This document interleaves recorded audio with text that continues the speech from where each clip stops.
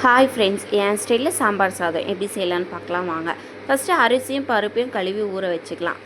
1 tumbler அரிசிக்கு 1/2 tumbler துவரம் பருப்பு, இதுதான் கரெக்டான மெஷர்மெண்ட்டு. நான் 2 டம்ளர் அரிசி எடுத்திருந்தேன். 1 டம்ளர் பருப்பு சேர்த்துட்டு நல்லா வாஷ் பண்ணி ஒரு 15 நிமிஷத்துக்கு ஊற வச்சிடலாம்.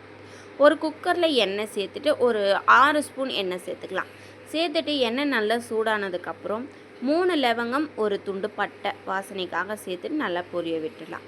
பொரிஞ்சதுக்கப்புறம் 1 ஸ்பூன் கடுகு உளுத்தம் பருப்பு அது கூட சேர்த்துட்டு நல்லா பொரிஞ்சதுக்கப்புறம் பெருங்காயத்தூள் சேர்த்துக்கலாம். உங்கள்கிட்ட கட்டி பெருங்காயம் இருந்தால் கூட அது சேர்த்துக்கோங்க, அது இன்னும் வாசனையாக இருக்கும். என்கிட்ட இல்லை, அதனால் நான் தூள் பெருங்காயம் சேர்த்துக்கிறேன். சேர்த்துட்டதுக்கப்புறம் உங்கள்கிட்ட சின்ன வெங்காயம் இருந்தால் கூட நீங்கள் சேர்த்துக்கலாம்.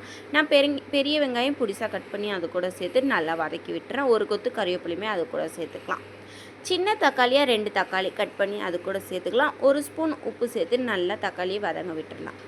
வதங்கினதுக்கப்புறம் கட் பண்ணி வச்சுருந்தா காய்கறிங்க அது கூட சேர்த்துக்கலாம். நான் என்னென்ன காய்கறி இன்றைக்கி சேர்த்துருந்தேன்னா பீன்ஸ், கேரட், கத்திரிக்காய், முருங்கைக்காய், அவரைக்காய் சேர்த்துருந்தேன். உங்கள்கிட்ட என்ன காய்கறி இருக்கோ நீங்கள் அதெல்லாமே சேர்த்துக்கலாம். மாங்காய், உருளைக்கிழங்கு இதெல்லாம் சேர்த்தா கூட இன்னும் சூப்பராக இருக்கும். சேர்த்து ட்ரை பண்ணி பாருங்கள். சேர்த்துட்டு கொஞ்சம் நேரம் வதக்கி விட்டுடலாம். வேகணும்னு அவசியம் கிடையாது, அந்த எண்ணெயிலே கொஞ்சம் நேரம் வதக்கினா போதும். 4 ஸ்பூன் சாம்பார் பொடி அது கூட சேர்த்துக்கலாம். 4 ஸ்பூனே எனக்கு இந்த காரமே கரெக்டாக இருந்துச்சு. இல்லை இன்னும் கொஞ்சம் உங்களுக்கு காரம் வேணும், நல்ல காரம் சாப்பிடுவீங்கன்னா 5 ஸ்பூன் நீங்கள் சேர்த்துக்கலாம்.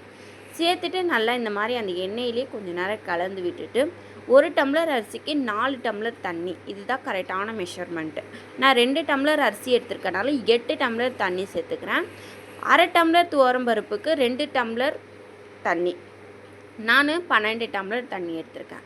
தண்ணி நல்லா இந்த மாதிரி சலசலன்னு கொதிச்சதுக்கப்புறம் ஊற வச்சுருந்த அரிசி பருப்பும் அது கூட சேர்ந்துட்டு இந்த மாதிரி நல்லா கலந்து விட்டுக்கலாம். கலந்து விட்டுட்டு மூடி போட்டு ஒரு 4 விசில் விட்டு நல்லா கொலைய வேக வச்சிடலாம். ஸ்லோ ஃப்ளேமில் வச்சு தான் விசில் விடணும்.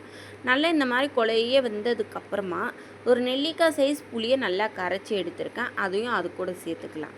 உங்களுக்கு நெய் வாசனை பிடிக்கும்னா நீங்கள் நெய் சேர்த்துக்கலாம், உங்களுக்கு பிடிக்காதுன்னா நீங்கள் ஸ்கிப் பண்ணிடலாம். நான் ஒரு 4 ஸ்பூன் நெய் அது கூட சேர்த்து நல்லா கிளந்து விட்டு சர்வ் பண்ணிங்கன்னா சூப்பராக இருந்துச்சு இந்த சாம்பார் சாதம். உண்மையாக உங்கள் வீட்டில் ட்ரை பண்ணி பார்த்துட்டு எப்படி வந்துச்சுன்னு கமெண்ட் பண்ணுங்கள். இது செஞ்சு பார்த்தா மட்டும்தான் உங்களுக்கு தெரியும் அந்த அளவுக்கு சூப்பராக இருந்துச்சு. பொட்டேட்டோ ஃப்ரை வச்சு சூப்பராக சாப்பிட்டேன்.